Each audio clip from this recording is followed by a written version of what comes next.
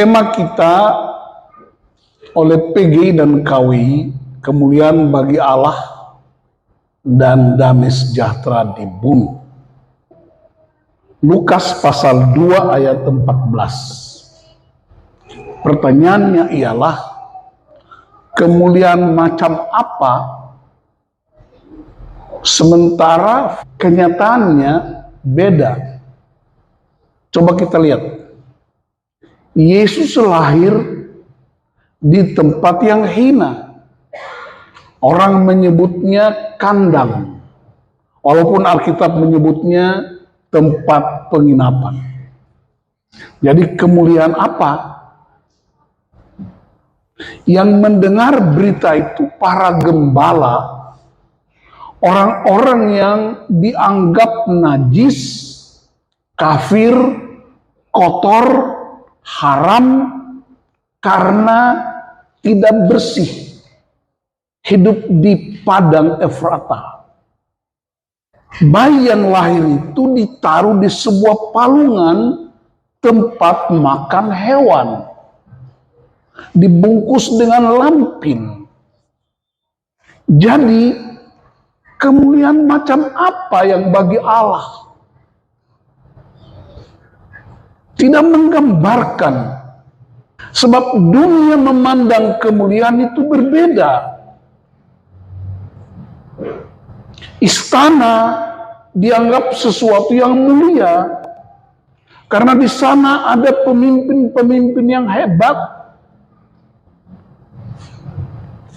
Di ruang-ruang sidang ada yang disebut hakim yang mulia.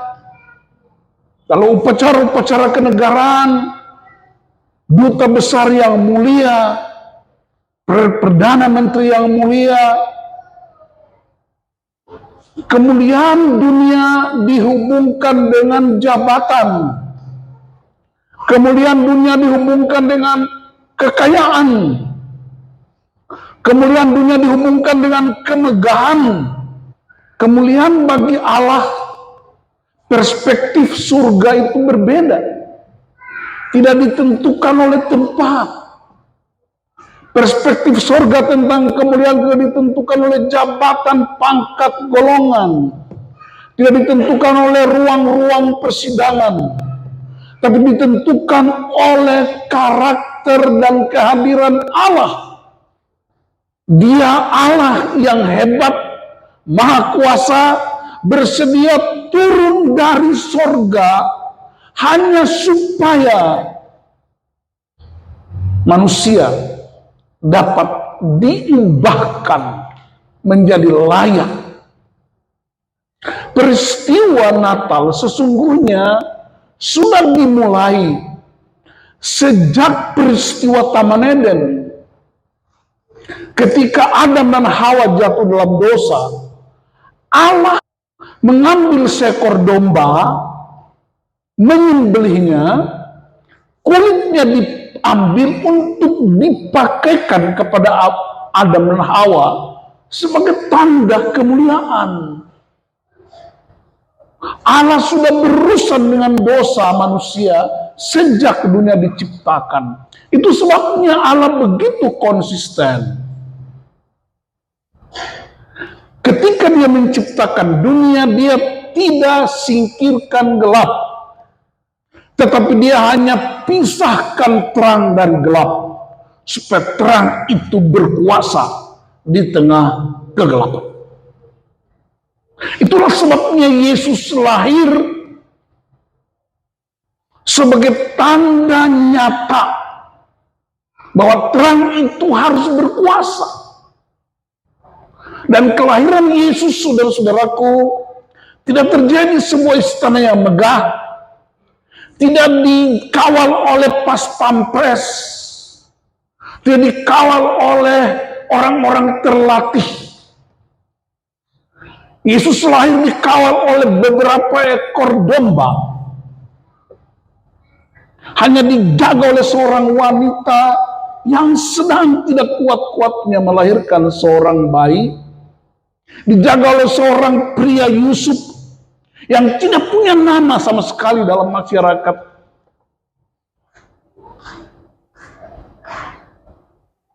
Pertanyaannya ialah, kenapa Yesus itu Raja, Tuhan, Juru Selamat, Mesias, Raja yang diurapi, kok lahir di kandang, tempat penginapan? Kenapa tidak di istana?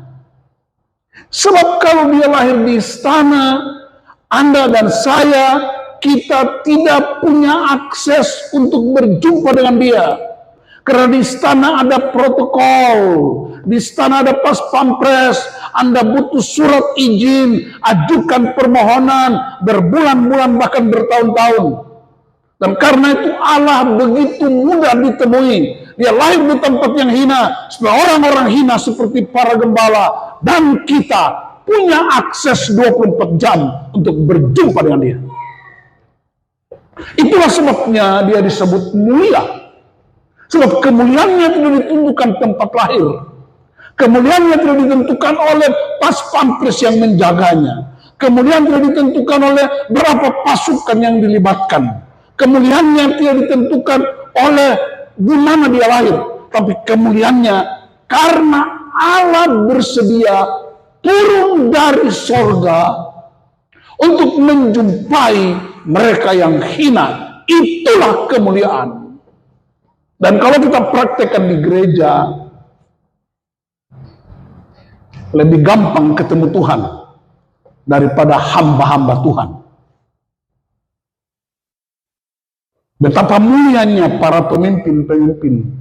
Saudara perhatikan, di bait Allah, para imam menyelenggarakan ibadah-ibadah.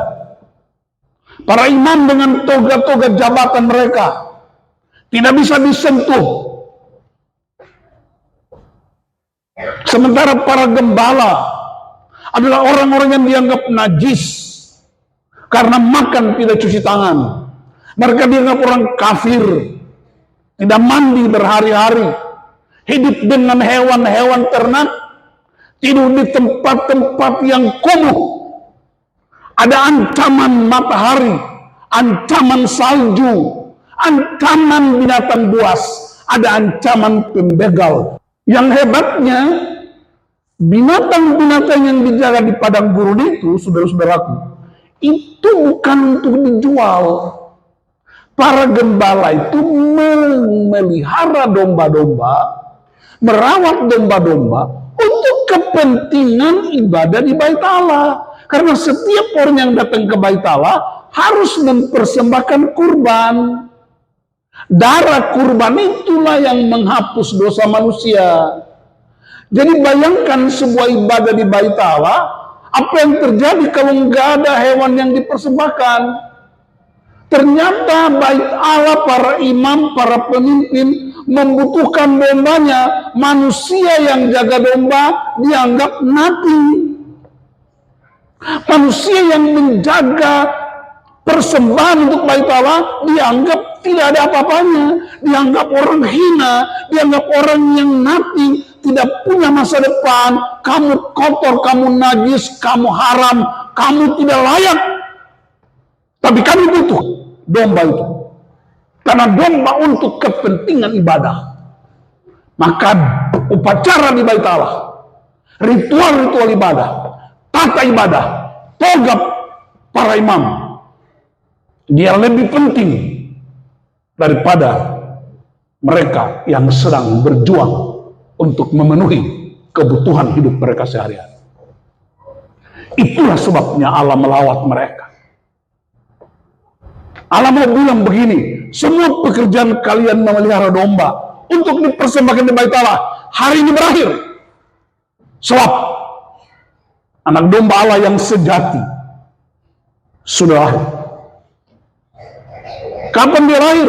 Perhatikan ayat 11. Hari ini telah lahir bagimu juru selamat, yaitu Mesias, Tuhan di kota Daud. Terjemahan baru pakai Mesias. Mesias artinya raja yang diurapi. Hari ini telah lahir bagimu, this day. Dan kalau baca ayat ini baik-baik, sejak abad pertama sampai hari ini bunyinya nggak berubah. Hari ini Coba semua bilang hari ini. Boleh bilang sama orang sebelah, hari ini. Jadi Yesus lahir kapan? Hari ini. Secara sejarah gereja kita nggak bisa bantah. Ada waktu yang ditetapkan. Ada Kaisar Agustus, ada wali negeri di Syria. Itu semua menunjukkan bahwa Yesus bukan sebuah bayangan, sebuah utopis, tapi dia nyata, real dalam pemerintahan manusia yang nyata. Jadi Yesus adalah Yesus sejarah penyelamatan manusia. Tetapi secara teologis kita harus berkata, hari ini telah lahir bagimu juru selamat. Hari ini, besok pagi kita bangun pagi, namanya apa? Hari ini. Saudara, ada tanggal 1 Januari, namanya apa? Hari ini. Ada di tanggal 10 Februari, hari ini. Ada di tanggal 5 Agustus, hari ini. Ada di tanggal 15 Desember, hari ini. Jadi Yesus tidak boleh dikotakkan menjadi 25 Desember. Tapi dia hari ini. Jangan takut. Hari ini. Coba salam kiri kanan, bilang selamat Natal. Hari ini.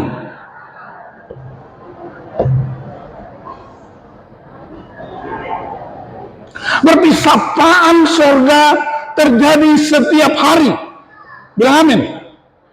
Surga menyapa bumi. Allah menyapa para gembala. Dia menyapa Maria. Dia menyapa Yusuf. Dia menyapa semua orang. Setiap hari. Maka kekristenan kita tidak boleh kekristenan kalender. Natal baru kelihatannya sumringah. Tanggal 25 Desember, kita itu seperti malaikat-malaikat. Di luar 25 Desember, udah malapetaka semua. Jadi ibu-ibu, kalau bapak lagi marah-marah di rumah, tepuk pundak bapak, bilang, hari ini telah lahir bagimu juru selamat, yaitu Kristus Tuhan di rumah kita. Bapak kalau mama sudah mulai bersungut-sungut tentang uang belanja, bilang sama dia, hari ini telah lahir bagimu juru selamat. Saya mau katakan bahwa kekristenan kita tidak boleh sifatnya kalender, tidak boleh musiman. Dia 24 jam satu hari per tanggal 1 Januari sampai 31 Desember. Karena Allah yang bilang, hari ini telah lahir bagimu. Berarti kemuliaan Allah tidak bisa dikalenderkan. Kemudian Allah terjadi setiap hari dalam hidup kekristenan kita. Kapan dan di mana Yesus melawat? Pembacaan ini membuktikan bahwa Yesus datang, Tuhan menyapa, bukan di tempat-tempat yang eksotik, bukan tempat-tempat yang mewah, bukan tempat-tempat yang luar biasa. Dia menyapa kita di keseharian kita. Para gembala sedang menjaga kawanan domba, pekerjaan pokok mereka. Allah menyapa mereka. Maka Allah akan menyapa saudara-saudara yang sedang duduk di belakang komputer untuk mengerjakan pekerjaan-pekerjaan bangsa ini. Allah menyapa Anda ketika Anda sedang masak untuk keluargamu, ibu-ibu. Allah menyapa engkau ketika engkau sedang mengantar putra-putrimu ke sekolah. Allah menyapa engkau ketika engkau sedang duduk untuk membaca firman Allah. Sapaan Allah terjadi personal di setiap keseharian kita. Itulah sapaan Allah. Itulah kedahsyatan kemuliaan itu. Dia datangi kita pada saat kita sedang dalam kelelahan. Kita sedang berjuang untuk pekerjaan-pekerjaan rutin kita. Kita sedang bergumul dengan problematika keluarga kita. Dia menyapa kita ketika seorang ibu sedang berjuang untuk memenuhi kebutuhan anaknya. Ketika seorang bapak sedang bekerja untuk melakukan kewajiban-kewajiban bangsa dan negaranya, Tuhan lawat kita di keseharian kita. Dan dia bilang, jangan takut. Sebab hari ini telah lahir bagimu. Perhatikan kalimatnya sangat personal. Hari ini telah lahir bagimu. Dia nggak bilang hari ini telah lahir bagi kamu. Dia tidak bilang hari ini telah lahir bagi kalian. Dia tidak bilang hari ini telah lahir bagi mereka. Tapi dia bilang hari ini telah lahir bagimu. Berarti setiap pribadi dapat sentuhan khusus dari Tuhan. Sampai di tingkat itu saudara mau ragukan apa lagi dari Tuhan? Mau pertanyaan apa lagi Pak Sumeru? Amin Pak Sumeru. Jangan takut. Sapaan itu pribadi, personal touch. Karena itu iman kita tidak boleh bergantung kepada orang lain. Tidak boleh kita rame-rame. Tapi iman pribadi yang berdampak kepada orang lain. Kemuliaan bagi Allah. Apa yang mulia? Karena dia turun dari tempat yang mulia untuk menyapa saya di tempat yang hina.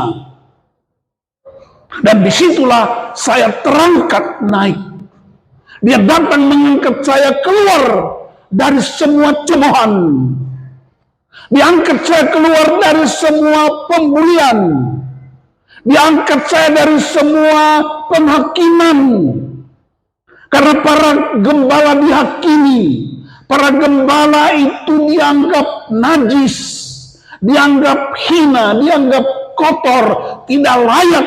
Dalam perspektif itulah Allah menghancurkan pikiran manusia yang sombong. Dan mengangkat kembali para gembala. Kemuliaan bagi Allah di tempat yang maha tinggi. Karena kemuliaannya tidak bisa ditukar dengan apapun. Dia datang ke dunia, kealahannya tidak berubah. Dia turun menyapa para gembala, kemuliaannya tidak berubah. Tetap. Konsistensi Allah tetap. Tapi dia ingin supaya kita keluar dari ketakutan kita. Kita keluar dari pesimisme kita. Kita keluar dari kebodohan-kebodohan kita. Kita memberi keyakinan buat keluarga kita. Memberi keyakinan buat gereja. Memberi keyakinan buat bangsa ini. Bahwa Allah melawat bangsa ini.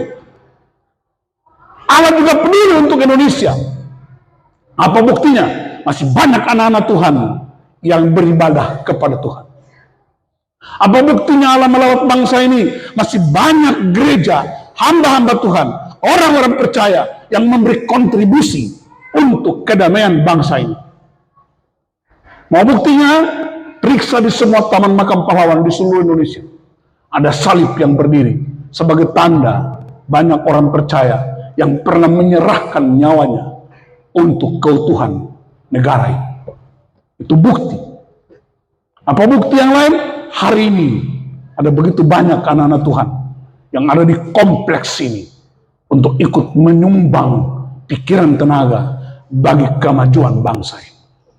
Hari ini telah lahir bagimu juru selamat, Kristus Tuhan di kota Daud. Bilang amin.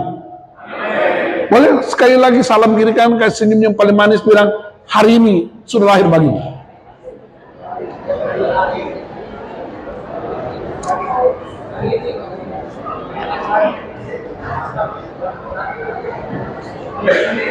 Amin.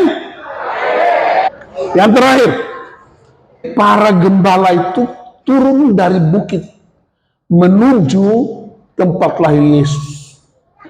Tapi setelah itu mereka menceritakan, menjelaskan, menjadi saksi, menyaksikan tentang Kristus. Seluruh kelelahan mereka, seluruh hinaan terhadap mereka, seluruh stigma-stigma mereka tidak berguna. Mereka hina dina, mereka dianggap kafir, najis. Semuanya berakhir hanya karena berjumpa dengan Kristus Tuhan.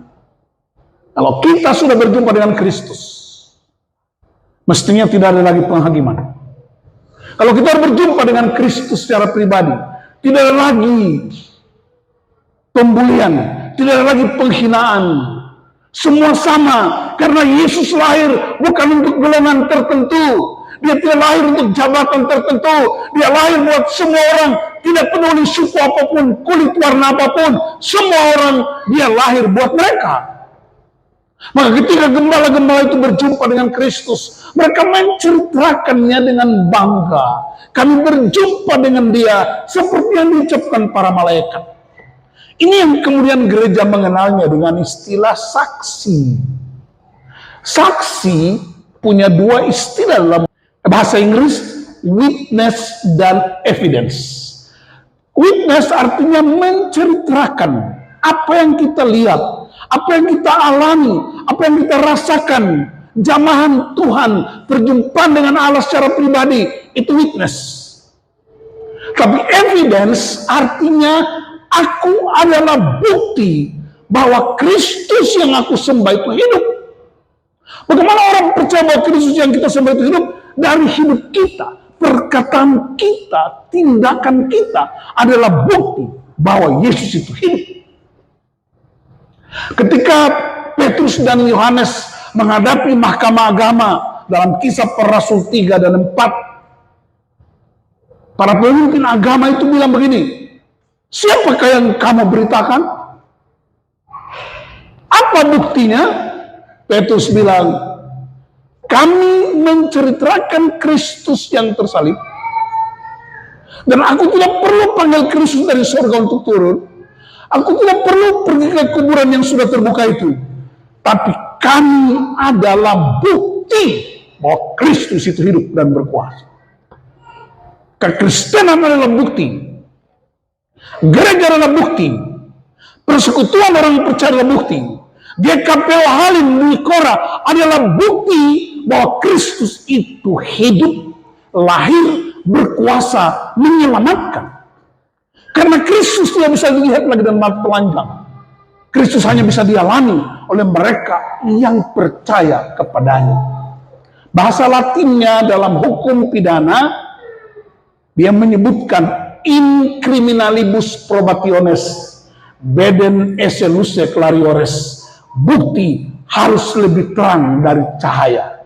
Saya, Anda, kita adalah bukti nyata bahwa kemuliaan Allah itu tidak dapat dibandingkan dengan apa. Disitulah damai itu bermanifestasi. Damai itu bermanifestasi di mana? Di dalam keluarga. Karena Allah mulai dari keluarga. Adam dan Hawa itu mulai dari keluarga. Yesus memulai pelayanannya di keluarga di Kana, dan bahkan Yesus lahir di sebuah keluarga. Maka keluarga menjadi basis utama damai Allah itu dinyatakan. Kita sering kali berdamai di gereja, berdamai di masyarakat, tapi keluarga kita berantakan. Maka hari ini Tuhan ingatkan kita, marilah Yesus jadi hari ini dalam rumah tangga kita. Damai itu bicara tentang kesediaan untuk menerima apa adanya. Damai itu kesediaan untuk mengampuni orang yang berbuat salah. Damai itu bersedia meminta maaf kalau bikin salah. Damai itu juga artinya menerima semua orang apa adanya. Itulah damai di bumi. Itulah sebabnya tema ini berkata, kemuliaan bagi Allah di tempat yang maha tinggi. Dia layak terima kemuliaan. Karena nggak ada duanya. Tapi kemuliaan itu baru bisa dialami ketika damai itu dipraktekkan dalam kehidupan keseharian kita. Damai bukan sebuah drama, kemuliaan bukan sebuah drama, tapi sebuah pengorbanan. Dan bukti pengorbanan yang tidak pernah terlupakan. Allah melawat umatnya, bahkan dia bersedia mati di atas kayu salib. Hanya supaya saudara dan saya, kita mengalami jaminan kekekalan buat generasi demi generasi. Hari ini telah lahir bagimu Juru Selamat di rumah tangga kita. Tuhan Yesus memberkati kita. Amin.